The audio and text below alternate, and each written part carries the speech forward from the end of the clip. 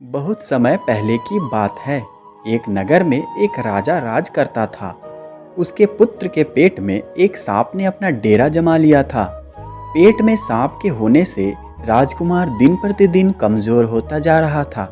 यह देख राजा ने कई प्रसिद्ध वैद्य से उसका उपचार कराया, लेकिन राजकुमार के स्वास्थ्य में किसी तरह का सुधार नजर नहीं आ रहा था।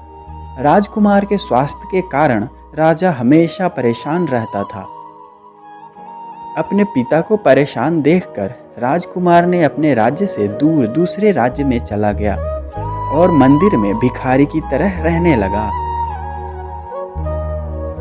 राजकुमार जिस राज्य में गया था वहाँ बलि नाम का एक राजा राज करता था। उसकी दो जवान बेटियां थीं।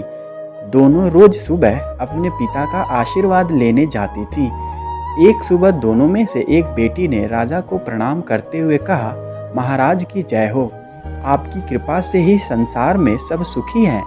वहीं दूसरी बेटी ने कहा, महाराज ईश्वर आपको आपके कर्मों का फल दे।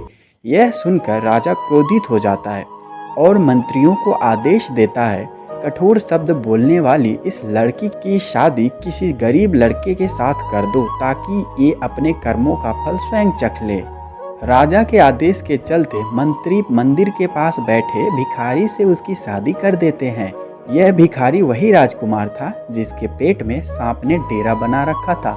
राजकुमारी उसे ही अपना पति मानकर सेवा करने लगती है।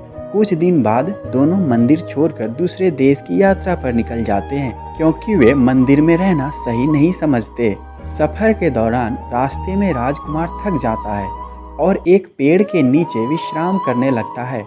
राजकुमारी पास के गांव से भोजन लाने के लिए चली जाती है। जब वह वापस आती है तो सोए हुए पति के मुंह से एक सांप को निकलते देखती है। साथ ही पास के बिल से भी एक सांप निकलता है। दोनों सांप आपस में बातें करने लगते हैं, जिसे छिपकर राजकुमारी सुन लेती है। एक सांप कहता है, तुम इस राजकुमार के पेट में रहकर इसे तकलीफ क्यों दे रहे हो? साथ ही तुम खुद के जीवन को भी खतरे में डाल रहे हो। अगर किसी ने राजकुमार को जीरा और सरसों का सूप पिला दिया तो तुम्हारी मृत्यु हो जाएगी। फिर राजकुमार के मुंह से निकला सांप कहता है, तुम इस बिल में रखे सोने के घड़ों की रक्षा क्यों करते हो जो तुम्हारे किसी काम के नहीं है? अगर किसी को इन घरों के बारे में पता चल गया तो वो बिल में गर्म पानी या गर्म तेल डालकर तुम्हारी जान ले लेगा। थोड़ी देर बाद दोनों सांप अपनी अपनी जगह वापस चले जाते हैं, लेकिन राजकुमारी दोनों सांप के रहस्य को जान चुकी थी। इसलिए राजकुमारी पहले राजकुमार को भोजन के साथ जीरा और सरसों का सूप पिला देती है। इसके कुछ समय बाद राजकुमार ठीक होने लगता है। फिर उसके बाद बिल में गर्म पानी और तेल डाल देती है, जिससे दूसरे सांप की भी मृत्यु हो जाती है।